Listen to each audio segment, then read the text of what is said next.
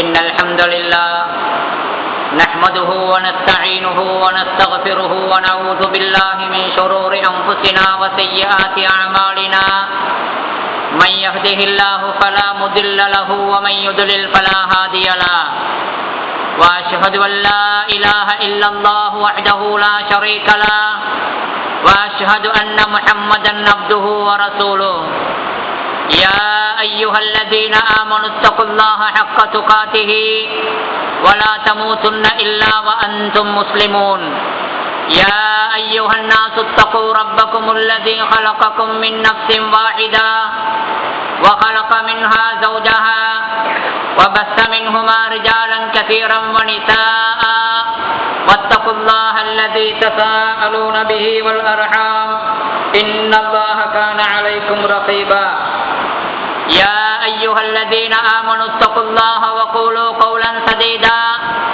يصلح لكم أعمالكم ويغفر لكم ذنوبكم ومن يطع الله ورسوله فقد فاز فوزا عظيما أما بعد فإن أصدق الحديث كتاب الله وخير الهدي هدي محمد صلى الله عليه وسلم وشر الأمور محدثاتها وكل محدثة بدعة وكل بدعة ضلالة وكل ضلالة في النار. எல்லா புகழும் வல்ல அல்லாஹ் ஒருவனுக்கே. அவன் தனித்தவன், இணை துணை அற்றவன். எல்லா படைப்புகளையும் படைத்து பரிபாலிக்க கூடிய வணக்கத்துக்குரிய ஒரே நாயன். ஸலவாத்தும் ஸலாமும் இறுதி தூதர் முஹம்மது ஸல்லல்லாஹு அலைஹி வஸல்லம் அவர்கள் மீதும் அவர்களுடைய கிளையார்கள் தோழர்கள் கியாம நாள் வரை அன்னாரை பின்பற்றி நடக்கக்கூடிய முஸ்லிமான முஃமினான ஆண் பெண்கள் அனைவர் பேரிலும் உண்டாவதாக. ஜும்ஆ கடமையை நிறைவேற்ற வந்திருக்கும் அல்லாஹுவின் நல்லடியார்களே, எமது வாழ்க்கையில் எல்லா நேரங்களிலும் எல்லா இடங்களிலும் வல்ல அல்லாஹுவை பயந்து அவனுடைய ஏவல் விலக்கல்களுக்கு கட்டுப்பட்டு நாம் தக்குவாவுடன் நடந்து கொள்வோமாக. எமது வாழ்க்கையை தக்குவா என்ற இறையச்சத்தின் அடிப்படையில் அமைத்துக் கொள்ள எல்லாம் வல்ல அல்லாஹ் எனக்கும் உங்களுக்கும் அருள் புரிவானாக. அன்பிற்குரிய இஸ்லாமிய சகோதரர்களே, ஒரு அறிஞரிடம் வல்ல அல்லாஹ் அல் குர்ஆனிலே பின்வருமாறு கூறுகிறான், லியபுலுவக்கும் ஐயுக்கும் அஹ்ஸனு அமலா என்று. இந்த ஆயத்தை அவர்களிடத்தில் குறித்து இந்த ஆயத்தில் என்ன சொல்லப்பட்டிருக்கின்றது என்று விளக்கம் சொல்லும்படி கேட்கப்பட்டது. மேலோட்டமாக இதனுடைய கருத்து, லியபுலுவக்கும் ஐயுக்கும் அஹ்ஸனு அமலா, உங்களில் யார் மிக அழகாக அமல் செய்பவர் என்று சோதிப்பதற்காக வேண்டி என்று அல்லாஹ் சொல்லுகின்றான். மிக அழகாக அமல் செய்பவர் என்றால் யார், மிக அழகான அமல் என்றால் எது என்று ஒரு அறிஞரிடத்திலே கேட்கப்பட்ட பொழுது அவர் சொன்னார், அஹ்லஸுஹு வ அஸ்வபுஹு. மிக அழகான அமல் என்றால் என்ன தெரியுமா?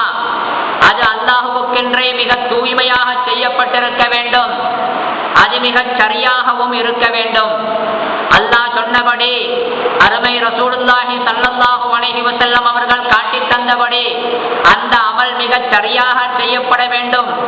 அதே நேரத்திலே அல்லாஹ்வுக்கு என்ற உள தூய்மையுடன் அந்த அமல் செய்யப்பட்டிருக்க வேண்டும். இந்த இரண்டும் இருப்பதுதான் மிக அழகான அமல் என்று அவர் சொல்லிவிட்டு சொன்னார், இன்னல் அமல இதா கான ஹாலிஸன் வலம் யகுன் ஸவாபன் லம் யுக்பல். ஒரு அமல் அது அல்லாஹ்வுக்கென்று தூய எண்ணத்துடன் தான் செய்கின்றார். ஆனால் அந்த அமலை செய்பவரிடத்திலே அந்த அமலை அவர் சரியான நபிவடிப்படி செய்யாவிட்டால் அது எப்படி ஏற்றுக்கொள்ளப்பட மாட்டாதோ. என்னதான் தூய்மையான எண்ணம் இருந்தாலும் நபி காட்டித் தந்த பிரகாரம் அது செய்யப்படாவிட்டால் அந்த அமல் எப்படி ஏற்றுக்கொள்ளப்பட மாட்டாதோ அதே போன்றுதான் அந்த அமல் நபி காட்டி தந்தபடிதான் நடக்கின்றது, நபி வழிபடிதான் இது செய்யப்பட்டிருக்கின்றது. ஆனால் அந்த அமலை செய்பவரிடத்திலே உள தூய்மை இல்லை என்றிருந்தால் அதுவும் லம் யுக்பல், அல்லாஹ்வினால் ஏற்றுக்கொள்ளப்பட மாட்டாது. ஹத்தா யகூன ஹாலிஸன் ஸவாபன், இரண்டுமே அதில் இருக்க வேண்டும் என்று அவர் சொல்லுகின்றார்.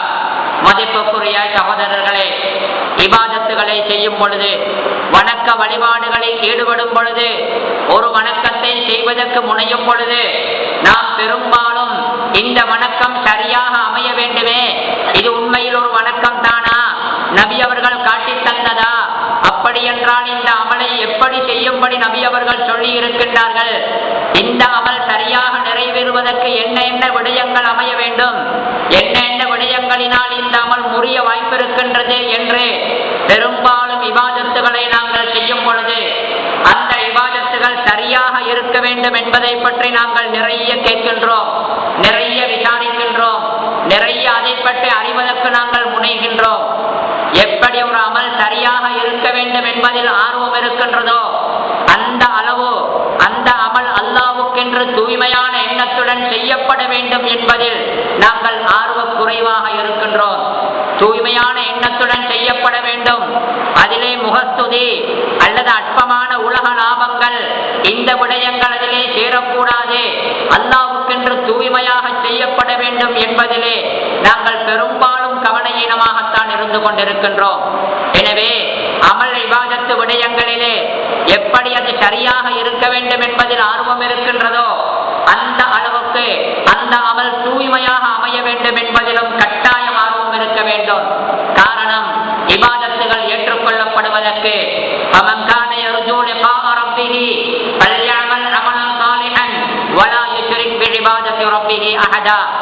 யார் அல்லாஹ் தஆலாவை சந்திப்பதை எதிர்பார்க்கின்றாரோ அவர் சாலிஹான அமலை செய்யட்டும், செய்யும் அமல் சாலிஹான அமலாக இருக்க வேண்டும், சரியான பொருத்தமான அமலாக இருக்க வேண்டும். அதே நேரத்தில் வலா யுஷ்ரிக் பிஇபாதத்தி ரப்பிஹி அஹதா, அல்லாஹ்வுக்கென்று செய்யும் அந்த வணக்கத்தில் வேறு ஒருவரை அதனுடன் இணையாக அதனுடன் சேர்க்க கூடாது என்ற கருத்தை அல்லாஹ் சொல்லி இருக்கின்றான். மதிப்புக்குரிய சகோதரர்களே, இஹ்லாஸ் என்ற அந்த உடல் தூய்மை என்றால் என்ன, அது எந்த அளவுக்கு முக்கியமானது, அந்த இஹ்லாசுடன் செய்யப்படும் பொழுது ஒரு அமலில் இருக்கக்கூடிய நன்மைகள், அதனால் வரக்கூடிய பயன்பாடுகள், வெளிப்பாடுகள் என்ன, நாம் இஹ்லாசுடன் அமல் செய்வதற்கு எமக்கு உதவக்கூடிய காரணிகள் என்ன, இஹ்லாஸின் எதிராக இருக்கக்கூடிய முகஸ்துதி என்பது எந்த அளவு பாரதூரமானது, அதனால் அமலுக்கு எந்த அளவுக்கு ஆபத்து இருக்கின்றது, இந்த பின்னணியிலே இன்றைய உத்பாவில் சில விடயங்களை நாங்கள் அறிய முயற்சி செய்வோம். மதிப்புக்குரிய சகோதரர்களே, இன்றைய உலகத்தில் நாங்கள் பரவலாக பார்க்கின்றோம், மீடியாக்கள் மூலமாக மனிதர்கள் செய்யக்கூடிய செயல்கள் பலருக்கும் தெரிய வருவதற்கு வாய்ப்பிருக்கும் இந்த காலத்திலே நாம் பலரை பார்க்கின்றோம். தனிப்பட்ட சில நபர்களும் தான், இன்னும் சில பொது விடயங்களில் ஈடுபடக்கூடிய நலன்புரி சங்கங்களும் தான். அவர்களது வேலைகளை பார்த்தால் 10,000 செலவழித்து ஒரு தர்மத்தை செய்கின்றார்கள் என்றிருந்தால் அதைவிட இன்னும் அதிகமாக செலவழித்து அதற்கு வெளிச்சம் போட்டு அதை மீடியாக்களிலே வர வைப்பதற்கு முயற்சி செய்வதை நாங்கள் பார்க்கின்றோம். கொடுக்கும் சதகாவின் அளவை விட அந்த சதகாவை பகிரங்கப்படுத்த வேண்டும், நாம் எல்லாம் இதை செய்கின்றோம் என்று மக்களுக்கு சொல்ல வேண்டும், இது வெளியில் எல்லோருக்குமே தெரிய வர வேண்டும் என்று புகழுக்காக பேருக்காக சாதனை பட்டியல்களிலும் தமது சங்கம் அல்லது தனது தனிப்பட்ட வாழ்க்கையில் தான் செய்த வேலைகள் என்று மக்கள் பேச வேண்டும் என்பதற்காகவும் அமல்களுக்கு வெளிச்சம் போட்டு அதை பகிரங்கப்படுத்துவதிலே பல பேர் மிக அக்கறையாக இருப்பதை நாங்கள் பார்க்கின்றோம். மதிப்புக்குரிய சகோதரர்களே, எங்களில் சில பேரை உங்களுக்கு பார்க்கலாம், ஏதாவது ஒரு அமல் செய்ய கிடைத்து விட்டால் சில பொழுது சில அமல்கள் செய்வதற்கு சில வாக்கியங்கள் எதிர்பார்க்காமல் கிடைக்கலாம். எதேச்சையாக நாம் தனியாக இருக்கும் பொழுது, யாருமே இல்லாத ஒரு சூழலில் தனியாக ஒருவர் வந்து ஒரு உதவியை கேட்க திடீரென மனம் வந்து என்றைக்கும் கொடுக்காத ஒரு தொகையை அவரிடத்திலே நாங்கள் கொடுத்து விடலாம். இரவு நேரத்திலே நடு சாமத்திலே முழிப்பு வருகின்றது, அந்த நேரத்தில் ஒரு ஆர்வமும் எண்ணமும் வந்து யாரும் தெரியாத, யாருக்கும் காண முடியாத அந்த நேரத்தில் தனியாக எழும்பி உதுவெடுத்து தொழுது விடுகின்றார் என்று சொல்லுங்கள். இதுவெல்லாம் சில சந்தர்ப்பங்களில் கிடைக்கக்கூடிய, அல்லாஹ்வுக்கும் எமக்கும் மாத்திரம் தெரிய நிகழக்கூடிய அமல்களாக இருக்கின்றன. ஆனாலும் சிலரை எங்களுக்கு பார்க்கலாம், சில சந்தர்ப்பங்களில் யாருக்குமே தெரியாமல் அவர் ஒரு அமலை செய்தாலும் கூட அதை எப்படியாவது சொல்லிவிடுவதற்கு துடிப்பார்கள். சொல்லாவிட்டால் தலையை வெடித்து விடுவது சொல்வதை போன்று அவருக்கு இருக்கும்.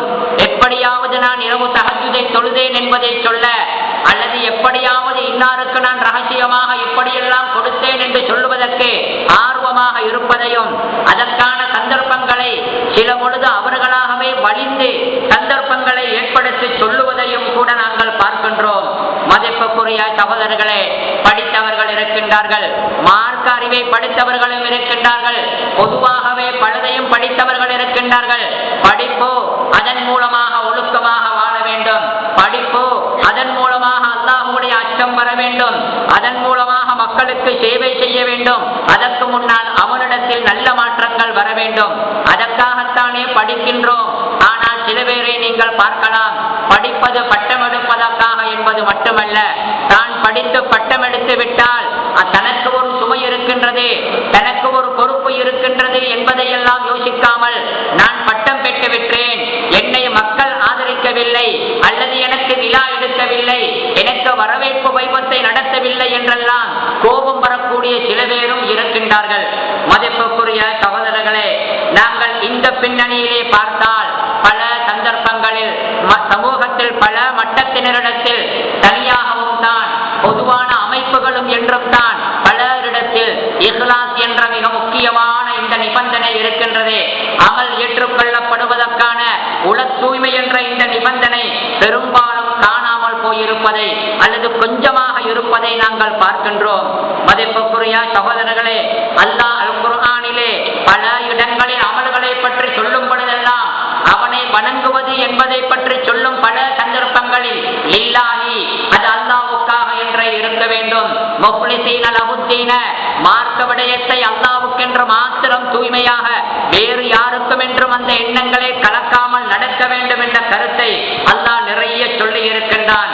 இன்ன ஸலாத்தி வ நுஸுகி வ மஹ்யாய வ மமாத்தி லில்லாஹி ரப்பில் ஆலமீன். நீங்கள் இப்படி சொல்லுங்கள், இன்ன ஸலாத்தி, நிச்சயமாக எனது தொழுகை, வ நுஸுகி, நான் கொடுக்கக்கூடிய குர்பான், நான் அல்லாஹ்வுக்காக மிருகங்களை அறுத்து பலியிடுவது, வ மஹ்யாய வ மமாத்தி, அது மட்டுமல்ல நான் வாழ்வது, நான் சாவது, எனது ஹயாத்து, எனது மௌத்து எல்லாமே லில்லாஹி, அல்லாஹ்வுக்காகத்தான் என்று சொல்லுங்கள் என்ற கருத்தை அல்லாஹ் சொல்லி இருப்பதை நாங்கள் பார்க்கலாம்.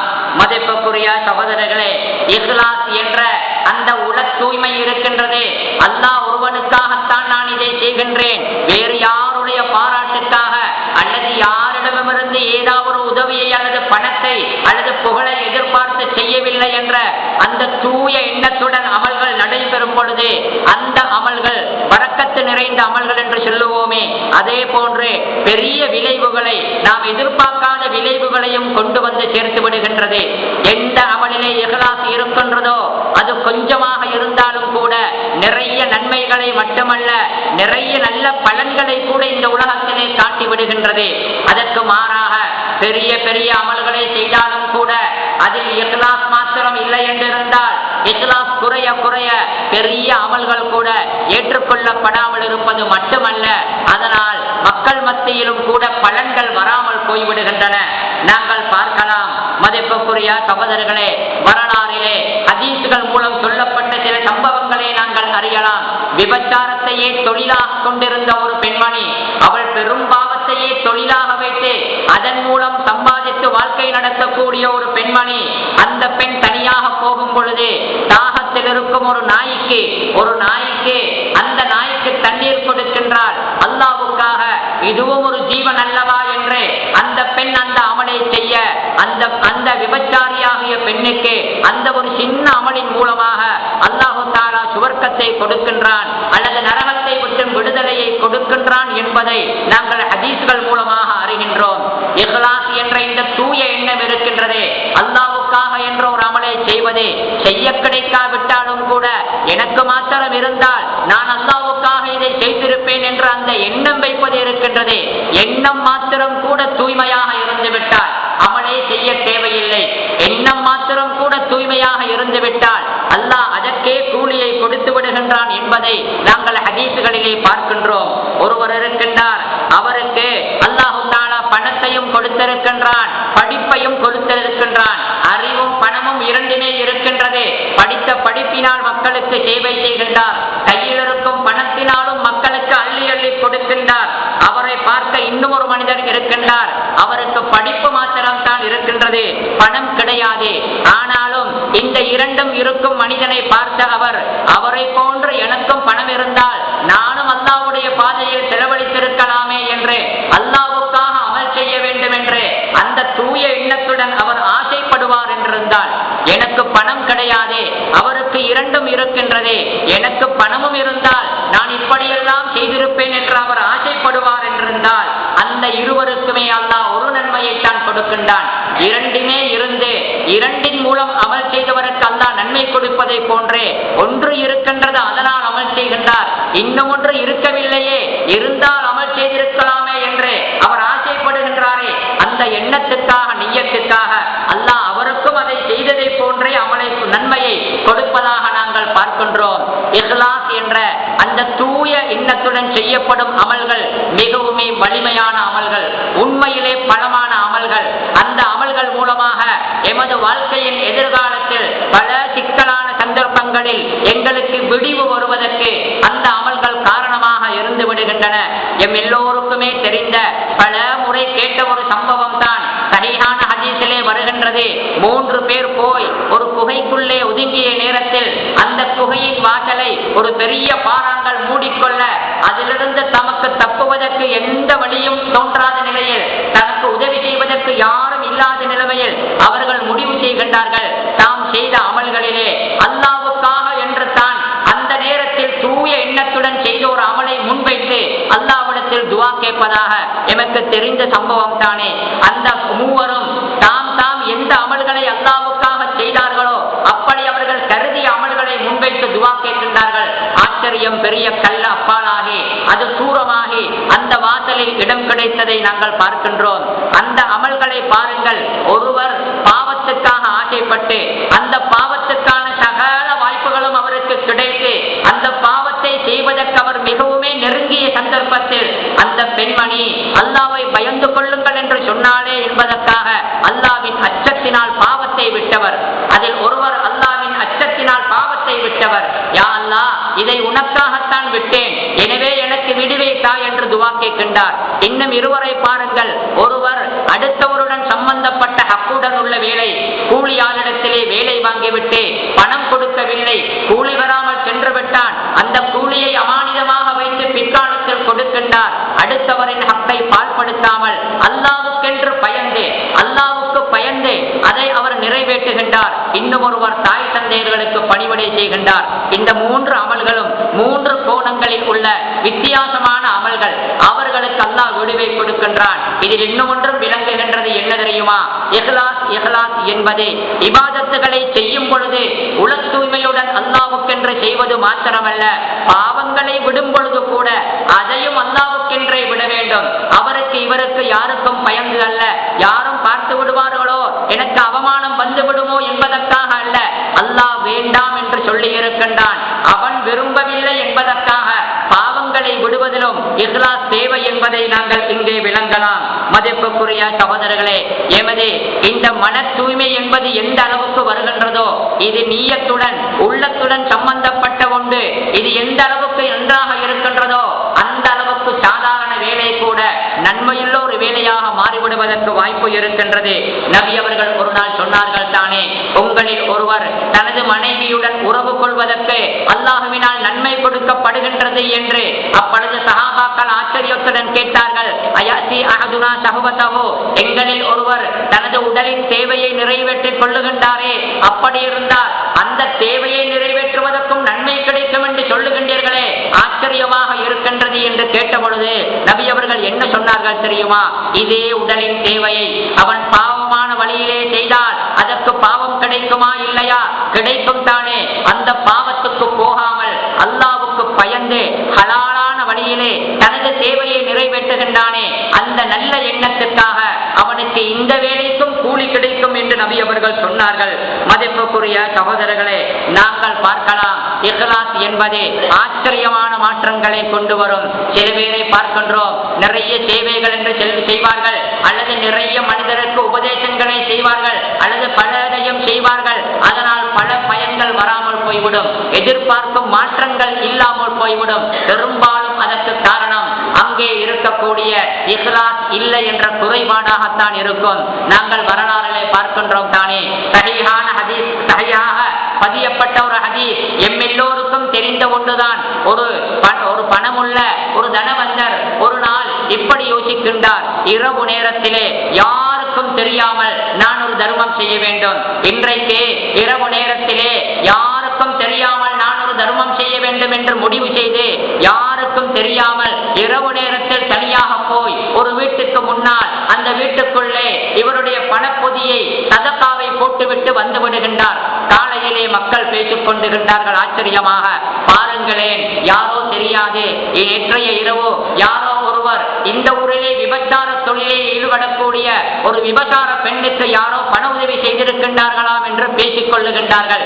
அடுத்த நாளும் இவர் செல்கின்றார், இன்று இரவும் நான் ஒரு சதகா கொடுக்க வேண்டும் என்று, யாருக்கும் தெரியாமல் கொடுக்க வேண்டும் என்று ஒரு வீட்டுக்கு போய் சதகாவை போட்டுவிட்டு வருகின்றார்.